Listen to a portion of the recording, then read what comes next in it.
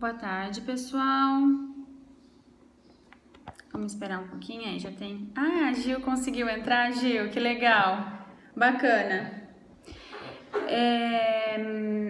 Bom, vamos lá então. Ontem a gente não teve, gente, já peço desculpas, já começo pedindo desculpas porque eu tive alguns compromissos de última hora pessoais e acabou realmente não dando tempo. Eu fui me dar conta de avisar faltando 1 hora para a transmissão. Eu ia até eu queria fazer uma transmissão para explicar, porque daí pelo menos quem entrasse no Periscope poderia ver, mas acabei não conseguindo, porque eu estava na rua resolvendo as coisas, então não deu certo. Eu avisei no Twitter, espero que vocês tenham visto, e no Face. Desculpem-me, gente, realmente foi compromisso de última hora. Mas aí então, para compensar, a gente faz hoje. Quem não conseguir assistir ao vivo, assiste depois. Espero que vocês saibam, né, que as transmissões ficam disponíveis por um tempo. Se eu não me engano, é até 24 horas depois da transmissão ter sido feita. Então, caso vocês percam alguma, dá para assistir depois. Mas ela não fica para sempre disponível, tá? Bom, a Mila tá entrando, que bom. Ela tinha falado que talvez não conseguisse entrar. Vamos lá então, gente. Vocês ficaram quietinhos essa semana, então imagino que não tenha tido nenhuma dúvida. Espero que as dicas dadas até então tenham sido úteis. E vamos continuar então. Boa tarde, Jana. Vamos continuar então. Eu vou começar hoje falando sobre alguns... Eba! Que bom, Mila! É rapidinho, né, gente? Meia horinha, dá tempo de tomar um cafezinho pós-almoço, dar uma acordadinha, para depois continuar. Bom, eu vou começar então falando... eu já escrevi uma publicação no blog sobre isso, que são, como sempre, tá? Repetindo mais uma vez, tudo que eu falo aqui é coisas que eu aprendo por conta própria. Tanto por meio de feedback de clientes, quanto por meio de pesquisa na hora de traduzir. Repetindo que eu não sou nenhuma especialista em português, tá? Tudo é coisa que eu aprendi e que eu acho que é válido repassar para vocês. Então, esses erros comuns nas traduções de inglês para português são coisas que eu fui pegando com o tempo, de preferência de clientes, ou mesmo de feedback que eu recebi de trabalho próprio, de revisores, e que eu também, de alguma forma, tive que repassar em alguma das minhas revisões que faço uma vez ou outra. Então, vamos começar com o básico. Lembrando, mais uma vez também, que a minha área é de TI, então muita coisa pode ser um pouco mais específica de TI, tá? Mas vale lembrar também que às vezes pode ser aplicado a outras áreas também. A primeira coisa que eu observei com o tempo é o uso de please e sorry. O inglês, ele como vocês devem saber, é super educado, assim. Então, eles não dão comandos, não fazem ordens diretas às pessoas. Isso é muito curioso, porque é uma coisa de cultura mesmo. E a gente não, a gente já faz, viu? Pega aquele negócio ali pra mim, ou manda um e-mail pra fulano. Isso é muito comum pro português. E se a gente fizer isso no inglês, soa rude. Então, há essa diferença. Por isso, eles usam muito please e sorry em comunicações, em TI muito, né? Mas não só em TI, em outras comunicações também. Isso, na maioria das vezes, não é traduzido, tá, gente? Você não traduz desculpe-me, você não vai pedir desculpa pro leitor. No máximo, se você realmente acha que é necessário, você coloca sentimos muito por parará, no máximo, mas a maior parte das vezes não é traduzido, nem o sorry e nem o please, já traduz direto e ignora isso, ok? Em TI, sempre, nunca é traduzido, a regra é válida sempre, nunca é traduzido, ok? Então lembrem-se disso, porque é muito importante. As pessoas traduzam please e sorry, porque tá lá no texto, mas é uma questão cultural mesmo. É curioso porque quando eu morei na Inglaterra, logo que eu mudei pra lá, eu senti isso na pele, porque às vezes eu falava para as pessoas assim, give me that. E aí as pessoas ficavam meio que perdidas, né? Tipo, oi, você tá me dando ordens de uma forma grossa. E na verdade não, would you please? Você tem que usar formas de pedir de forma mais educada, né? Então esse é um bom exemplo, então, que é a diferença de cultura. Aí temos também o eventually, que não é traduzido como eventualmente, tá, gente? Muitas dessas dicas de erros comuns, muita gente já pode até saber e pode tá achando que é redundante, mas infelizmente eu repito porque é coisa que eu ainda encontro em traduções quando eu vou revisar. Então é preciso bater na mesma tecla. Eventually pode ser traduzido como finalmente, consequentemente, por fim, mas não como eventualmente, ok, gente? Então, muita atenção. Aí, outra coisa que eu tenho observado é o sincerely, como terminando e-mails, né? Saudações finais de e-mails. Em inglês, sincerely, e aí as pessoas traduzem como sinceramente. Eu acho complicado, na minha opinião, porque a gente não usa sinceramente, né? O que isso quer dizer? Pra mim não faz muito sentido. Então eu sempre troco por atenciosamente, que é a nossa forma educada de terminar e-mails, educada e formal, né? De terminar e-mails. Então troque por atenciosamente, não sinceramente, ok? E aí as formas, isso é uma opção minha, né? Há outras formas de terminar e-mail, mas não é esse o nosso objetivo aqui, não é discutir o uso dessas formas ou não, é simplesmente falar sobre o uso de sincerely e o uso incorreto da tradução sinceramente. Information. Information, em inglês, é um substantivo incontável, né? Em português, a maioria das vezes a gente usa no plural, a gente traduz no plural, tá? Então, sei lá, para obter mais informações. Sempre no plural. A não ser que o contexto realmente peça para que seja singular. Caso contrário, é informações. Delete é um caso complicado, porque assim, há clientes que preferem deletar, mas a maioria prefere excluir e considera deletar como errado. Mas a Apple, por exemplo, ela usa deletar, ela usa apagar, desculpa, não deletar. E tem outras contas que utilizam deletar. Mas, para evitar problemas, né, já que é uma tradução direta meio que adaptada, né, vamos dizer assim, do inglês, eu prefiro usar excluir na maior parte das vezes, a não ser que o cliente especifique que ele tenha uma forma de preferência. Então, em vez de deletar, eu uso excluir. Aí, em clientes que têm a preferência dele, é só você seguir a preferência dele. Isso normalmente é encontrado nos guias de estilo ou nos glossários.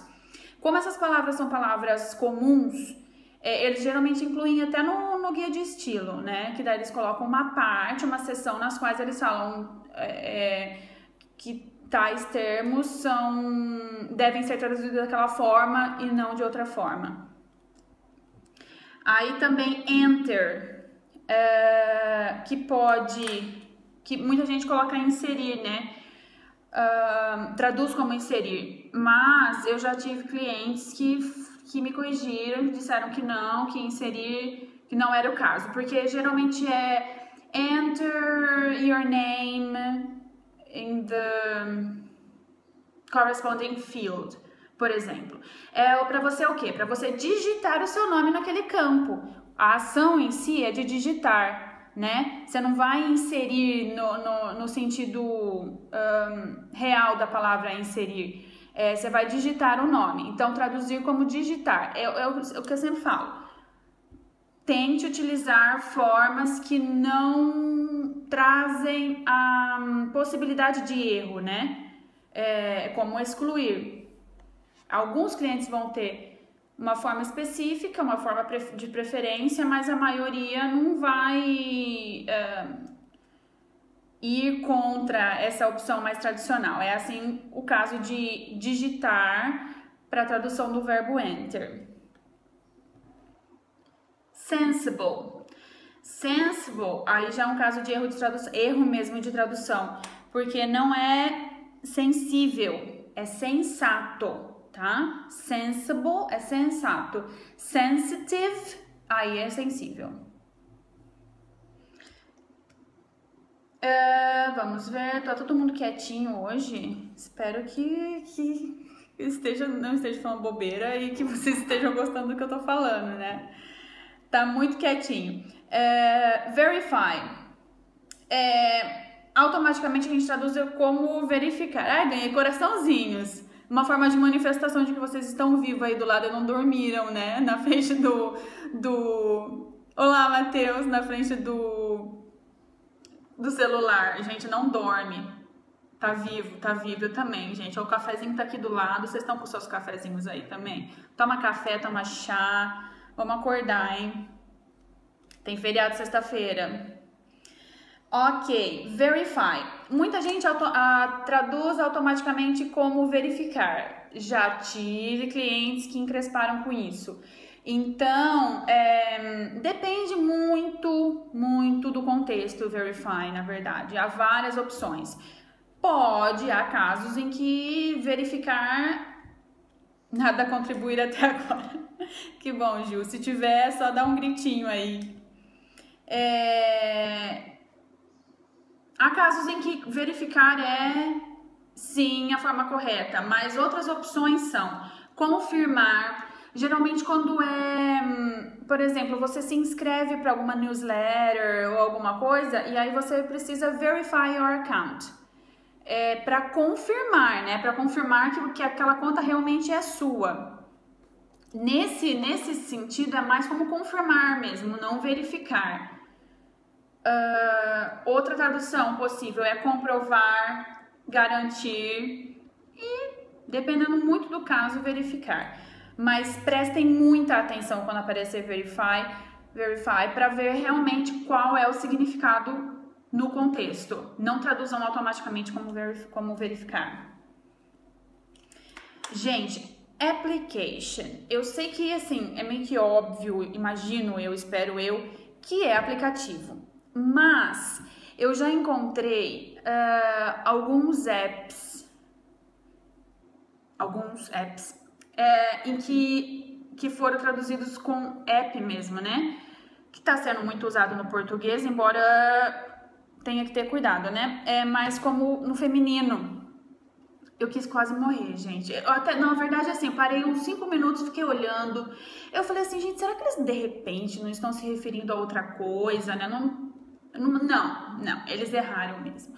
Eles se referiam a app como feminino, mas não, gente. App se refere a aplicativo. Qual que é o problema? No português de Portugal, a influência do português de Portugal, que é aplicações. E a tradução para applications. Application, né?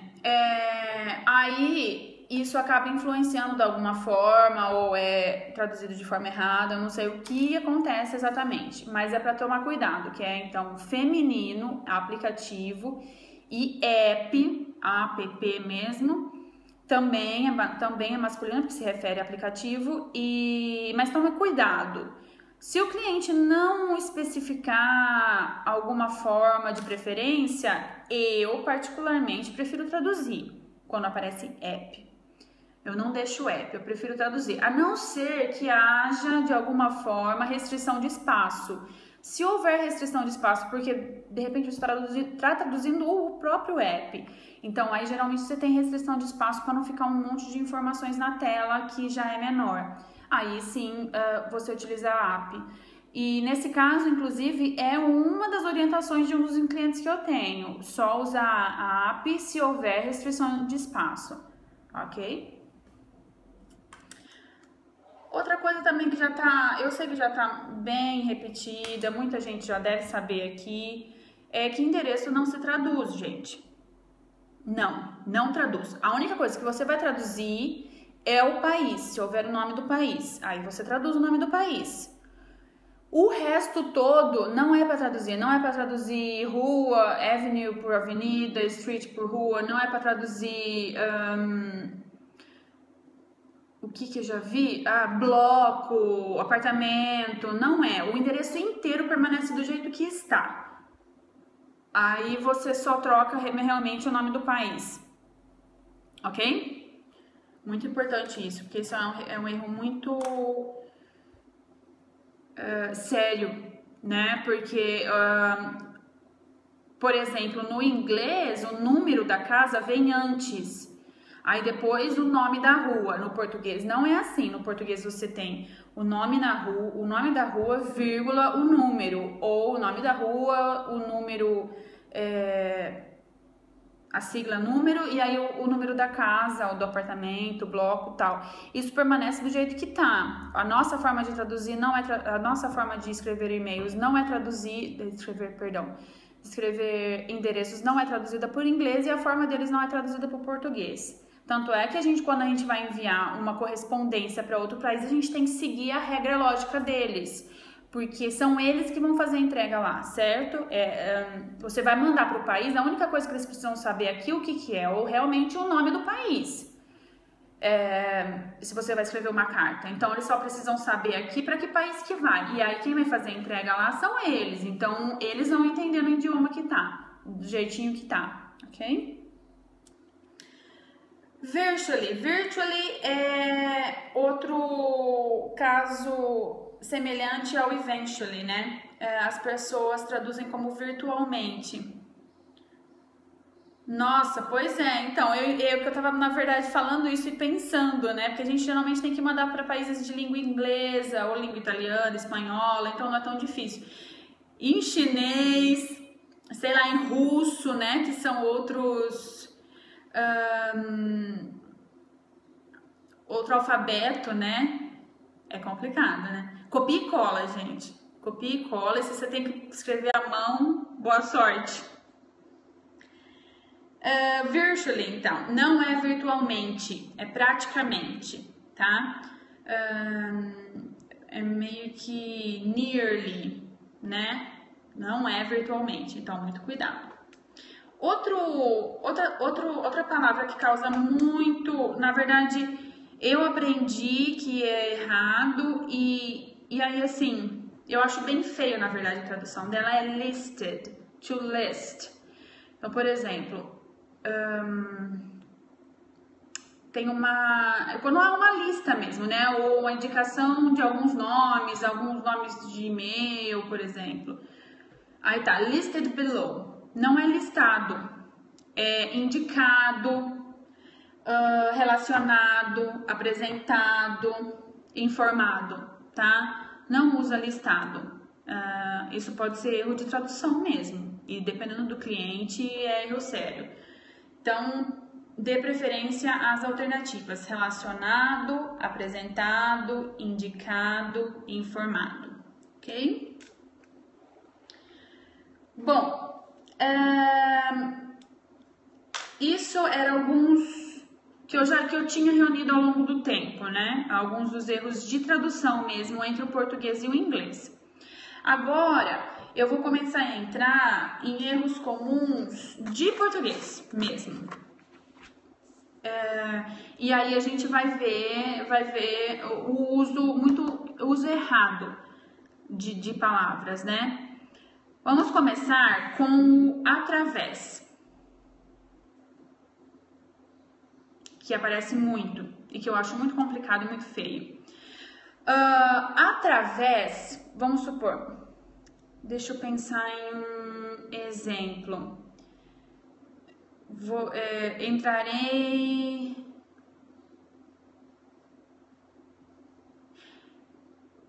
em contato com ela através do e-mail. Um exemplo bem simples, na verdade, que não faz muito... É feio, na verdade, mas só para dar um exemplo para vocês. Está errado. Através significa o que atravessa. Imagina uma janela. É você atravessar. Lembrando sempre em atravessar, se não tiver o significado de atravessar, não usa através. É algo que atravessa, que ultrapassa, né? Que passa de um lado para o outro, que transpõe, que cruza. Então, na maioria das vezes que você vai querer usar através, tá errado. Não utilize através, utilize por meio de, por intermédio de, ou mesmo por. Entre em contato por e-mail, simples, não através de e-mail. Porque tá errado. Então lembre-se sempre, quando for usar através, lembre que atravessa, não atravessa nada. Então se não atravessa nada, não é através. Aí utiliza as alternativas, por meio de, por intermédio, por. Ok? Isso é muito importante, tá, gente? Porque é erro que eu sempre vejo em traduções. Outro erro muito comum, e que na verdade eu vou até confessar, que eu acho que acaba virando meio que um vício isso. Na escrita eu não erro, mas na fala de vez em quando eu me pego cometendo esse erro. Aí depois que eu fiz eu falo, nossa, que feio. Ainda bem que sou só eu que na maioria das vezes observo isso, né? É o uso de HA e atrás, para indicar tempo passado. Então, por exemplo, moro no Brasil há 5 anos. Indicando o tempo passado. Ou... não, na verdade, esse caso não dá para fazer... Não, há 5 anos mudei-me... Há 5 anos mudei-me para cá. Mudei-me para cá 5 anos atrás. O que a gente faz? Há 5 anos atrás. Isso está errado. É ou há... ou atrás, ou atrás, tá vendo? O que a gente faz? Há 2 horas atrás, e isso é um vício, gente, é um vício que é difícil, eu confesso, é difícil da gente, na fala, de a gente corrigir. Eu de vez em quando faço, depois que eu falei, eu falo, nossa, que coisa feia. Tá errado, ou usa a, ou usa atrás. Há 5 anos ou 5 anos atrás. Um ou outro, não os dois juntos, porque tá errado.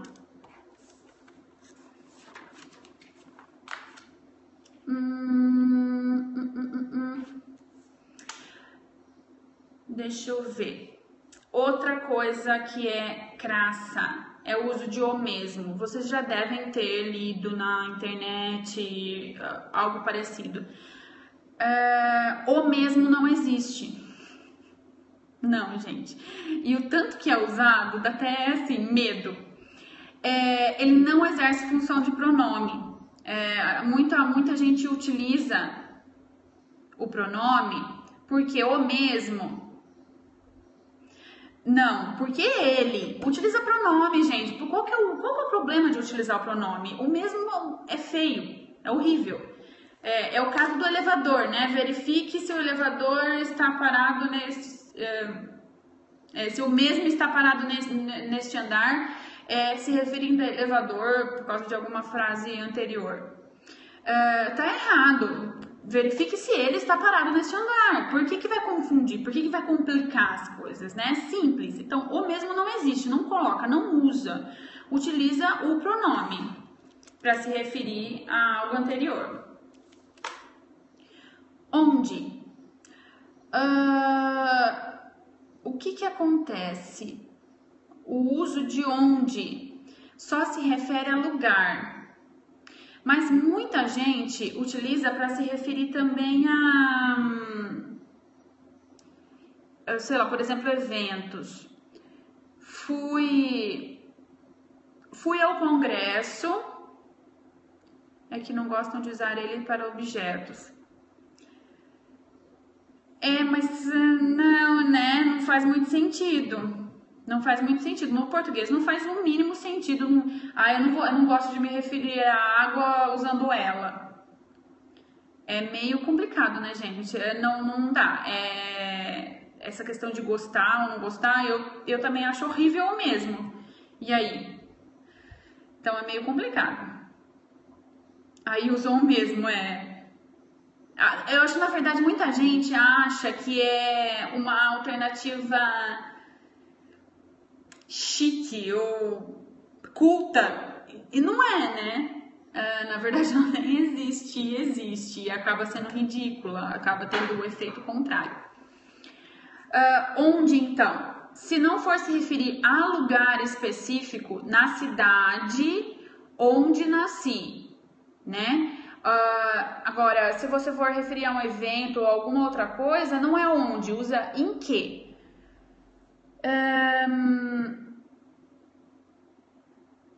O trabalho onde ajudei. Em que ajudei? Eu ajudei no trabalho. Em que ajudei, tá? Tem que tomar muito cuidado, porque eu não tô conseguindo lembrar de exemplos mais bem elaborados e específicos que remetam, mas só se remeter a lugar mesmo, aí você usa onde. Caso contrário, é em que para se referir, tá? No evento em que apresentei, não no evento onde apresentei, porque não se refere a um lugar físico, se refere a um evento mesmo, né? Então, no evento em que apresentei, não onde apresentei. Outra coisa, boas-vindas e bem-vindo, usa-se hífen. Boas-vindas com hífen, seja bem-vindo, bem-vindo Rodrigo, bem-vinda Roberta, seja bem-vinda Roberta, bem-vindo, boas-vindas e tudo mais é com hífen, usa-se hífen, tá, gente?